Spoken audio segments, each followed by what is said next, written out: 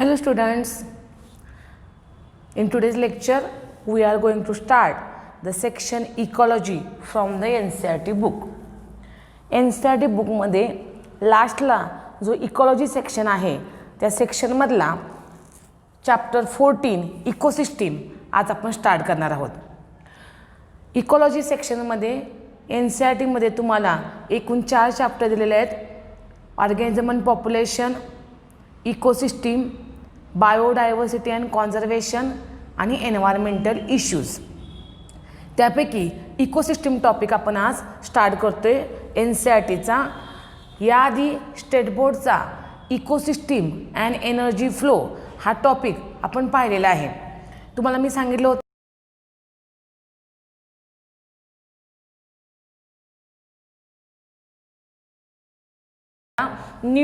State बोर्डला discuss करायचं आहे, पण ज्यांना नीट करायचं आहे त्यांना NCERT मधून हा इन डिटेल टॉपिक शिकायचा आहे. त्यासाठी आपण आजच्या लेक्चरपासून हा इकोसिस्टीम NCERT मधला टॉपिक नंबर 14 सुरू करत आहोत. मी हा टॉपिक डिस्कस करत असताना तुम्ही NCERTचं बुक जवळ ठेवा. अगदी लाईन टू लाईन आपण डिस्कशन करतोय पा यातलं. त्यामुळं व्हिडिओ केअरफुली ऐका. ऐकल्यानंतर तुम्ही हा NCERT मधला पॉईंट रीड करा. प्रत्येक वेळी मी तुम्हाला तिथले इम्पॉर्टंट जे क्वेश्चन्स आहेत ते त्यावेळी सांगत जाईनच. त्यामुळं हा उपयोगी पडलेला तुम्हाला व्हिडिओ खूप उपयोगी पडणार आहे, एवढं मी तुम्हाला या ठिकाणी सांगते. आणि आता आपण टॉपिकला स्टार्ट करूया. इकोसिस्टीम याच्यामध्ये पहा, आपल्याला पहिल्यांदा काय बघायचं आहे, इकोसिस्टीम म्हणजे काय. त्याआधी तुम्ही ही जी स्क्रीनवर तुम्हाला पाहायला मिळते डायग्रॅम, ती डायग्रॅम पहा. या डायग्रॅममध्ये काय काय आपल्याला दिसतंय पहा. एक तुम्हाला ॲक्वॅटिक इकोसिस्टीम दिसते, ठीक आहे. तिथं तुम्हाला ॲनिमल्स दिसत आहेत, फॉर एक्झाम्पल फिश, त्यानंतर बर्ड्स पाहायला मिळतात, इन्सेक्ट्स पाहायला मिळत आहेत, वेगवेगळ्या टाईपचे प्लांट्स पाहायला मिळत आहेत. So all these are include in one ecosystem. म्हणजेच मला तुम्हाला सांगायचं आहे इकोसिस्टीम म्हणजे काय. फॉर एक्झाम्पल डेझर्ट इकोसिस्टीम आहे, वाळवंट. पॉन्ड इकोसिस्टीम आहे, ओशन इकोसिस्टीम आहे, रिव्हर इकोसिस्टीम आहे, लँड इकोसिस्टीम आहे. त्यामुळे तुम्हाला आता इकोसिस्टीम म्हणजे काय हे पहिल्यांदा लक्षात आलं असेल एक्झाम्पलवरून. आता आपण थेरॉटिकली इकोसिस्टीम म्हणजे काय हे पाहूया. So ecosystem is a functional unit of nature. नेचरला जर रन करायचं असेल, नेचरला जर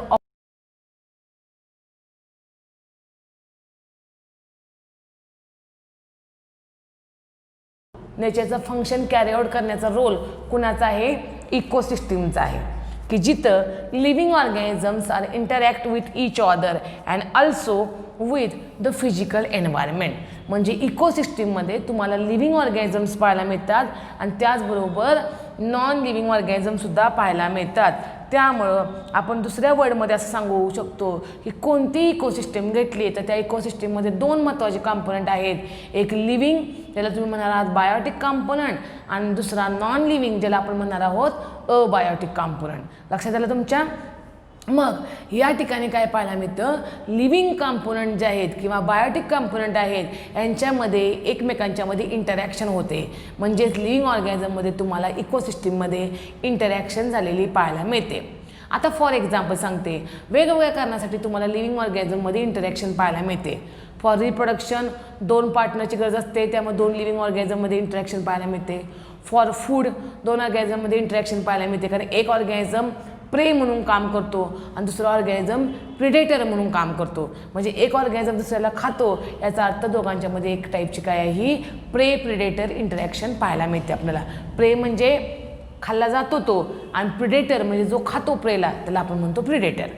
म्हणजेच मला इथं तुम्हाला सांगायला लागेल की वेगवेगळ्या कारणासाठी तुम्हाला लिव्हिंग ऑर्गॅनिझममध्ये इंटरॅक्शन पाहायला मिळते. पण आपण पुढं काय सांगितलेलं आहे, these living organism also interact with physical environment. So what is mean by physical environment. Physical environment म्हणजे non living things of the ecosystem. कुठल्या नॉन लिव्हिंग थिंग्स सांगतात आपल्याला इकोसिस्टीममध्ये, कुठले इकोसिस्टीम डोळ्यासमोर आणा आणि पहा तुम्ही कोणकोणत्या नॉन लिव्हिंग थिंग्स तुम्हाला पाहायला मिळतात. फॉर एक्झाम्पल सॉइल,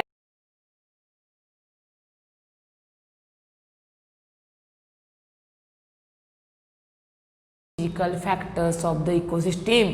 किंवा आपण दुसऱ्या वर्डमध्ये काय सांगूया, non living things or the abiotic factor. म्हणजे लिव्हिंग ऑर्गॅनिझम इकोसिस्टीममध्ये फक्त लिव्हिंगमध्ये इंटरॅक्शन न करता लिव्हिंग ऑर्गॅनिझम तुम्हाला नॉन लिव्हिंग फॅक्टरशी, अबायोटिक फॅक्टरशी, फिजिकल एन्व्हायरमेंटसुद्धा इंटरॅक्ट होत असलेले पाहायला मिळतात. फॉर एक्झाम्पल तुम्हाला मी या ठिकाणी सांगते, plants is a living thing, बरोबर आहे. All plants carry out photosynthesis process. मग फोटोसिंथेसिस कॅरी आउट करण्यासाठी लिव्हिंग ऑर्गॅनिझमला कुणावर डिपेंड राहावं लागतं आहे, तर फिजिकल एन्व्हायरमेंटवर, नॉन लिव्हिंग फॅक्टरवर. कुठल्या फॅक्टरवर? For example, plants require air for CO2, plant require water for photosynthesis, कारण CO2, वॉटर आणि लाईट ह्या महत्त्वाच्या रिक्वायरमेंट आहेत प्लांटच्या फॉर फोटोसिंथेसिस. आणि मग हा CO2, light, water, these are the physical factor, non living factor. त्यामुळे लिव्हिंग ऑर्गॅनिझम तुम्हाला फिजिकल फॅक्टरवर पण इकोसिस्टीममध्ये डिपेंड असलेले पाहायला मिळतात. मला वाटतं हा पॉईंट तुम्हाला व्यवस्थित कळला असेल. आता आपण बघूया next part of the ecosystem. आता आपण बघणार आहोत इकोसिस्टीमचं बेसिक स्ट्रक्चर आणि फंक्शन. ठीक आहे, NCERTमध्ये असाच तुम्हाला पॉईंट दिलेला आहे, इकोसिस्टीम स्ट्रक्चर अँड फंक्शन. त्याआधी मी जसं पहिल्यांदा मेन्शन केलं तसं आपण आधी बघूया टाईप्स ऑफ इकोसिस्टीम. इकोसिस्टीमच्या किती टाईप्स आहेत, तर एकूण इन जनरल 3 टाईपच्या इकोसिस्टीम पाहायला मिळतात. टेरिस्ट्रियल इकोसिस्टीम म्हणजे लँडवर असणारी इकोसिस्टीम, ॲक्वॅटिक इकोसिस्टीम म्हणजे पाण्यामध्ये असणारी, आणि मॅन मेड इकोसिस्टीम म्हणजे माणसानं स्वतःसाठी तयार केलेली इकोसिस्टीम जी आहे त्याला आपण म्हणूया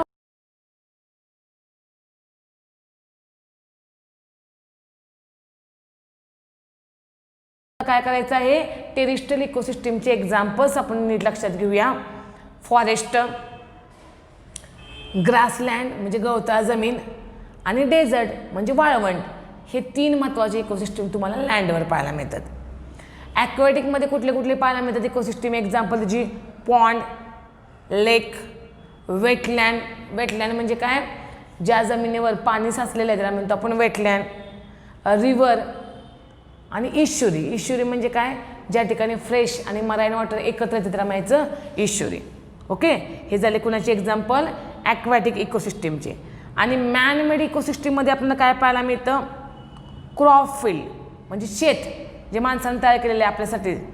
अँड ॲक्वेरियम. ॲक्वेरियम म्हणजे ज्या ठिकाणी ॲक्वॅटिक ॲनिमल ग्रो होतात त्याला आपण म्हणतो ॲक्वेरियम. मग ॲक्वेरियम आणि क्रॉप फील्ड हे स्वतः माणसानं तयार केलेलं आहे. So it is included in a man made ecosystem. पण टेरिस्ट्रियल आणि ॲक्वॅटिक हे नॅचरली तयार झालेले आहेत. So it is not called as a man made ecosystem. ठीक आहे, पहा तुम्हाला सगळ्यांना माहीत आहे डेझर्ट कसं असते, फॉरेस्ट कसं पाहायला मिळतं आपल्याला, इश्युरी कशा असतात. जर एखाद्याला इंटरेस्ट वाटत असेल तर तुम्ही गुगलवर त्याचे डायग्राम्स पाहू शकता. But no need, we have to understand only the types of ecosystem. इथं सुद्धा आपल्याला डायग्राममध्ये टाईप्स इकोसिस्टीमचे एक्झाम्पल्स दाखवलेले आहेत. ठीक आहे, नीटला इझी लेवलला जर क्वेश्चन विचारलास तर मग तुम्हाला विचारलं जाईल टाईप्स ऑफ इकोसिस्टीमचं. ह्या 3 टाईप इकोसिस्टीमचे आणि त्याचे एक्झाम्पल रिस्पेक्टिव्हली आपण लक्षात ठेवूया. Now next point from the structure and function of ecosystem. पहा आता या ठिकाणी काय दाखवलेलं आहे आपल्याला? अर्थची डायग्राम दाखवलेली आहे. ठीक आहे, आणि त्या अर्थ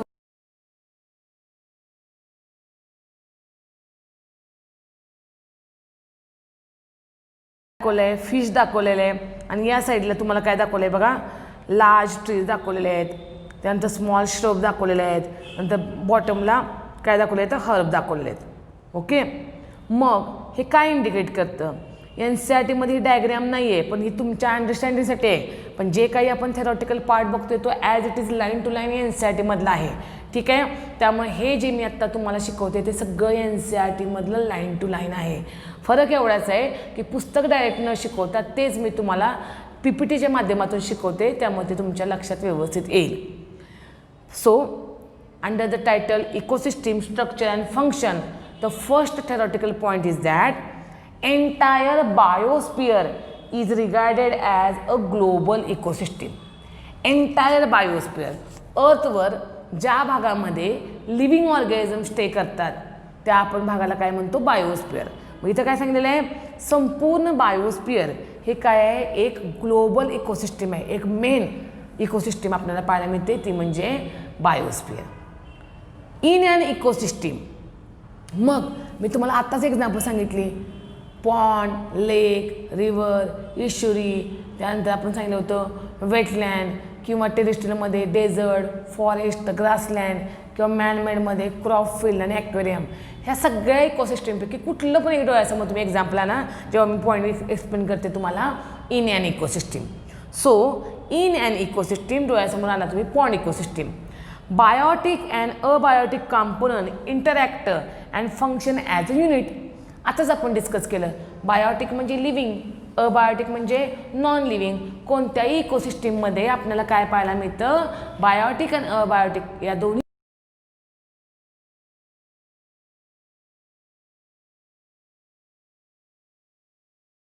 तर मी तुम्हाला एक्झाम्पल दिलं होतं, how plant for the process of photosynthesis require abiotic factor. त्यामुळे बायोटिक आणि अबायोटिकमध्ये तुम्हाला इंटरॅक्शन पाहायला मिळते आणि दोघांच्या इंटरॅक्शनमुळं ती इकोसिस्टम रन होत असते. So call as a function as a unit. Third point काय सांगितलं बघा, vertical distribution of different species occupying different level is called स्ट्रॅटिफिकेशन. तुम्हाला क्वेश्चन विचारला तो, what is स्ट्रॅटिफिकेशन? स्ट्रॅटिफिकेशन means vertical distribution of different species occupying different levels in a particular area. म्हणजे या ठिकाणी एखाद्या स्पेसिसचं व्हर्टिकल म्हणजे वरून खाली पण डिस्ट्रीब्युशन कसं पाहायला मिळते एखाद्या एरियामध्ये, that is called as a स्ट्रॅटिफिकेशन. आणि हे तुम्हाला बेस्ट कधी समजेल, with the help of this example. And example is given in a forest.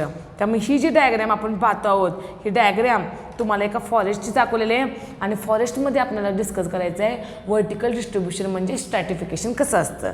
आता बघा, in a forest tree occupy top strata. Strata म्हणजे लेअर. सगळ्यात वरच्या साईडला तुम्ही जर ऑब्झर्व केले पूर्ण डायग्रॅम, सगळ्यात टॉपला उंच तुम्हाला काय पाहायला मिळतात, तर टॉप लेअरला ट्रीज पाहायला मिळतात. ओके, त्याच्या खालोखाल काय पाहायला मिळतात, श्रब्स. वरून खाली बघायचं आहे, so it is called as a vertical. Tree नंतर काय पाहायला मिळतात, श्रब पाहायला मिळतात. आणि नंतर तुम्हाला काय पाहायला मिळतात, श्रबच्या खाली हर्ब पाहायला मिळतात आणि ग्रास बॉटम लेअरला. म्हणजे बघा, परत एकदा मी सांगते, टॉपला ट्रीज पाहायला मिळतात. Okay, top trees occupy top, shrub the second and the herb and grass is the bottom layer.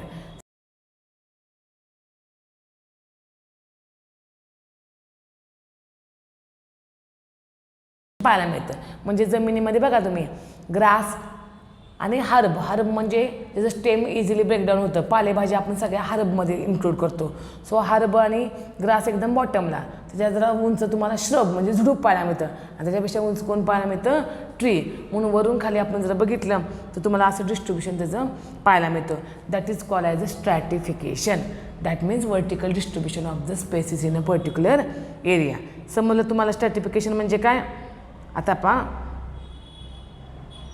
आपण बघितलं इकोसिस्टीममधला पहिला point, what is mean bye स्ट्रॅटिफिकेशन. आता आपण इकोसिस्टीमचं एक पर्टिक्युलर एक्झाम डिस्कस करूया. For example pond. बरोबर आहे.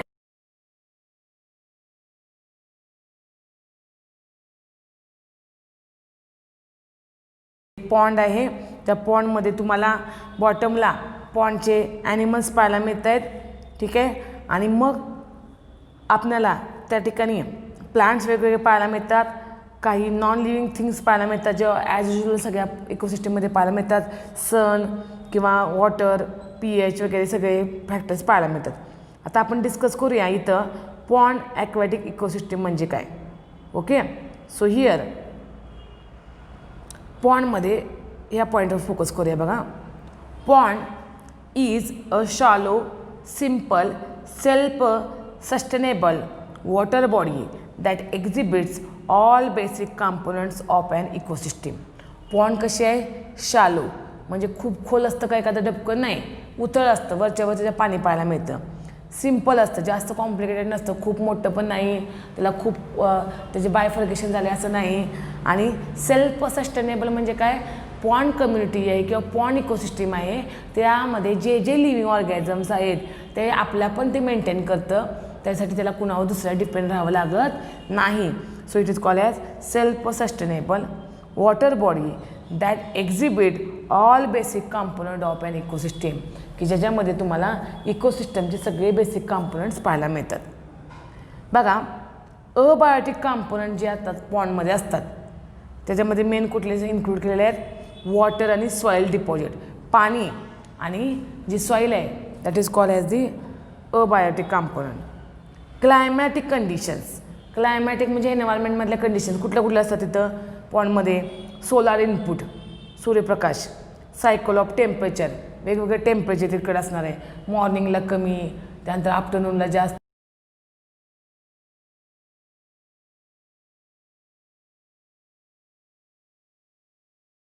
Of the pond.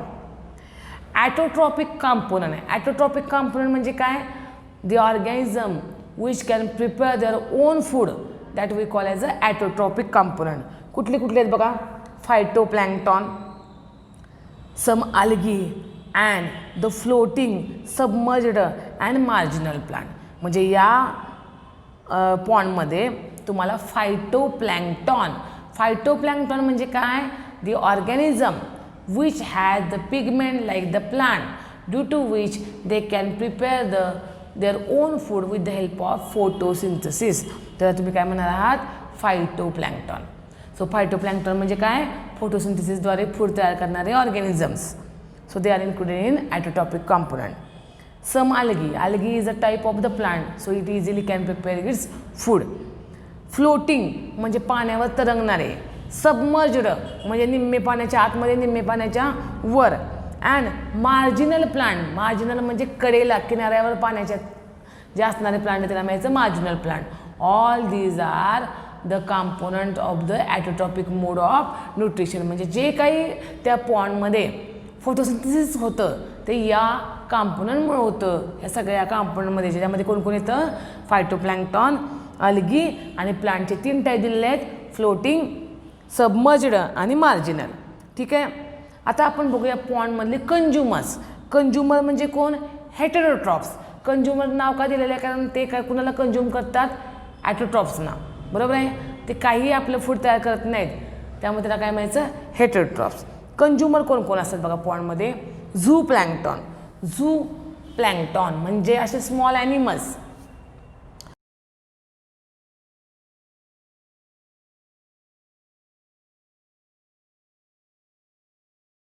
जे फ्री स्विमिंग करतायत आणि काही तुम्हाला पाण्याच्या बॉटमला पाहायला मिळतात. असे जे काही ऑर्गॅनिझम तुम्हाला पॉन्डमध्ये पाहायला मिळतात, फ्री स्विम करणारे, बॉटम ड्वेलर आणि झू प्लॅन्क्टॉन, यांना तुम्ही काय म्हणणार आहात, कंज्युमर, किंवा दुसऱ्या वर्डमध्ये आपण म्हणणार आहोत हेटेरोट्रॉप्स. ठीक आहे. आता बघा, डिकॉम्पोजर. त्या प्लांटमध्ये तुम्हाला काही डिकॉम्पोजर पाहायला मिळणार आहेत. डिकॉम्पोजर म्हणजे काय, पॉन्डमध्ये जे काही ॲक्वॅटिक ॲनिमल्स आहेत किंवा ॲक्वॅटिक प्लांट्स आहेत, जे जेव्हा त्यांचा डेड होतील तेव्हा त्यांच्या बॉडीचं डिकॉम्पोजिशन करण्यासाठी पॉन्डमध्ये काही डिकॉम्पोजर असतात. आणि डिकॉम्पोजरमध्ये कुणाचा उल्लेख केलेला आहे बघा, फंगाय, बॅक्टेरिया अँड फ्लॅजेलेट्स. फंगाय तुम्हाला माहीतच आहेत, दे आर द डिकॉम्पोजर. त्यानंतर बॅक्टेरिया म्हणजे कोण पाहायला मिळतात आपल्याला, की majority of bacteria also decomposer. And flagellates म्हणजे फ्लॅजेला असणारे, flagella is a locomotive organ, त्यामुळे फ्लॅजेला असणारे त्याला काय म्हणायचं, फ्लॅजेलेट्स. सो फंगाय, बॅक्टेरिया आणि फ्लॅजेलेट्स ह्या सगळ्यांना एकत्रित्या आपण काय म्हणतो, डिकॉम्पोजर. त्यामुळे मुलांनो तुम्ही या पॉईंटवर फोकस करा. नीटला तुम्हाला क्वेश्चन ह्याच्यावर काय विचारलं जाऊ शकतो बघा, पॉन्ड इकोसिस्टीममध्ये तुम्हाला विचारलं जाईल, one of the following is not a autotrophic component of the pond ecosystem. त्यामुळे तुम्हाला autotrophic component phytoplankton, algae, floating, submerge आणि मार्जिनल प्लांट हे पाठ पाहिजे. One of the following is not a consumer of the pond म्हणलं की consumer कोण आहेत, झू प्लॅन्क्टॉन, फ्री स्विमिंग आणि बॉटम ड्वेलर ऑर्गॅनिझम. डिकॉम्पोजर कोण येतात, फंगाय, बॅक्टेरिया आणि फ्लॅजेलेट्स. तर या पॉईंटवर नीट कॉन्सन्ट्रेट करा. तुम्हाला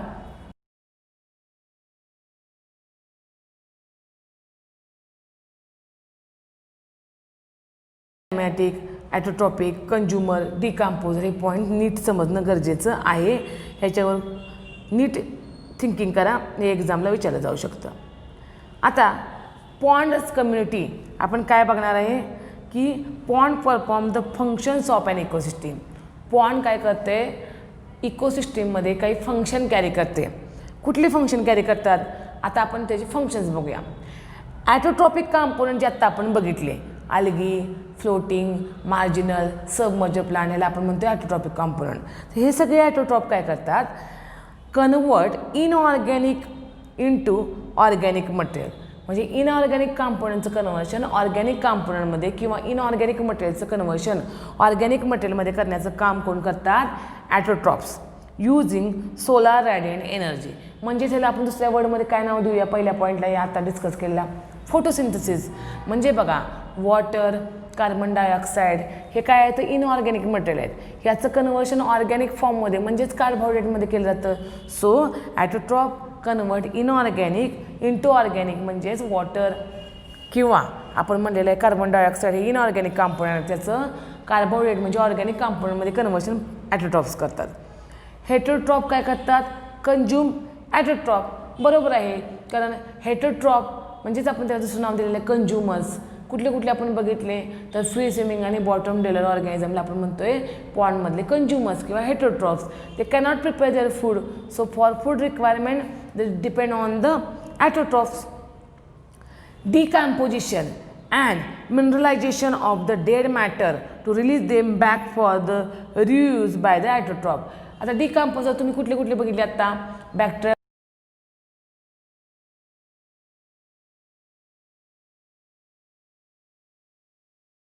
पॉन्डमध्ये जो काही लिव्हिंग ऑर्गॅनिझम डेड होईल, प्लांट असेल किंवा ॲनिमल असेल, तो डेड झाला की त्याच्या बॉडीचं डिकम्पोजिशन केलं जातं, त्याची बॉडी ब्रेकडाऊन केली जाते आणि बॉडीमध्ये जे जे काही महत्त्वाचे कंपोनंट्स आहेत, मिनरल असतील, मॅक्रोमॉलिक्युल असेल, त्याला परत पॉन्डच्या बॉटमला नेऊन ठेवलं जातं आणि परत त्यामध्ये जे ॲटोट्रॉप असतात ते आपल्या ग्रोथ अँड डेव्हलपमेंटसाठी हे मिनरल्स यूज करतात. म्हणजे याला म्हणायचं रिसायकलिंग. म्हणजे बघा लिव्हिंग ऑर्गॅनिझम डेड झाला की त्याच्या बॉडीमधले मिनरल्स परत कुठे जातात, बॉटममध्ये जातात, सॉईलमध्ये जातात, डिपॉझिट होतात पॉन्डमध्ये आणि त्या पॉन्डमध्ये ज्या ॲटोट्रॉप्स ग्रो होतात ते आपल्या ग्रोथ अँड डेव्हलपमेंटसाठी परत हे बॉटममध्ये डिपॉझिट झालेले मिनरल्स यूज करतात. त्याला म्हणायचं रिसायकलिंग. तर हाही पॉईंट नीट बघा, functions of the pond. In general आपल्याला हे नीट माहीत पाहिजे. जेव्हा क्वेश्चन विचारला जातो one of the following statement is true or false, त्यावेळी हे उत्तर आपल्याला माहिती असणं गरजेचं आहे. ठीक आहे, आता पाहूया आपण 4 basic components of an ecosystem. कुठल्याही इकोसिस्टीममध्ये 4 तुम्हाला बेसिक कंपोनंट्स पाहायला मिळतात. प्रोडक्टिव्हिटी, डिकम्पोजिशन, एनर्जी फ्लो आणि न्यूट्रिएंट सायकलिंग. काय काय सांगितलं बघा, प्रोडक्टिव्हिटी, डिकम्पोजिशन, एनर्जी फ्लो आणि न्यूट्रिएंट सायकलिंग. हे 4 बेसिक कंपोनंट आपल्याला पाहायला मिळतात. आता मी तुम्हाला ह्याचं मिनिंग सांगते. प्रोडक्टिव्हिटी म्हणजे काय, जे जे ॲटोट्रॉप्स आपण प्लांटमध्ये आत्ता पाहिले ते ॲटोट्रॉप्स काय करतात, इनऑर्गॅनिक फूड मटेरियलचं कन्वर्शन किंवा इनऑर्गॅनिक कंपोनंटचं कन्वर्शन ऑर्गॅनिक फॉर्ममध्ये करतात. म्हणजेच फूड तयार करतात कार्बोहायड्रेटच्या फॉर्ममध्ये. They are producer, that's why it is called.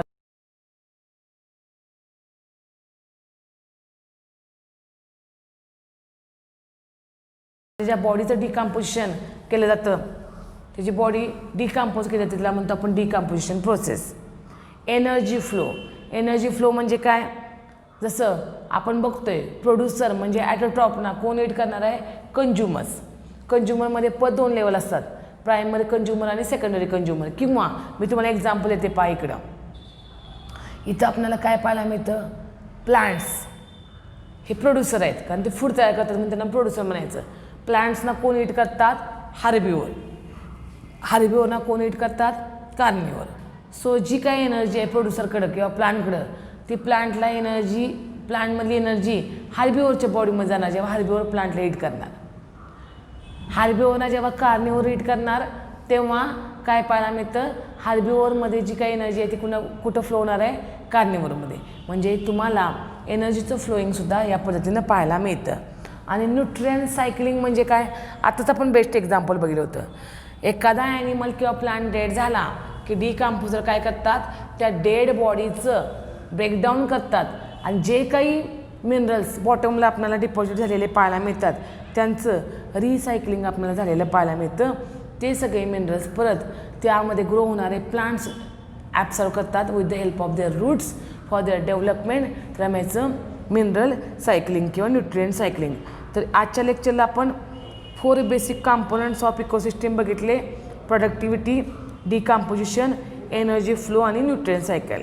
तर जेवढा कंटेंट मी आज शिकवलेला आहे तो नीट रीड करा, व्यवस्थित त्याच्यावर कॉन्सन्ट्रेट करा. राहिलेला जो पार्ट आहे तो आपण नेक्स्ट लेक्चरला बघूया.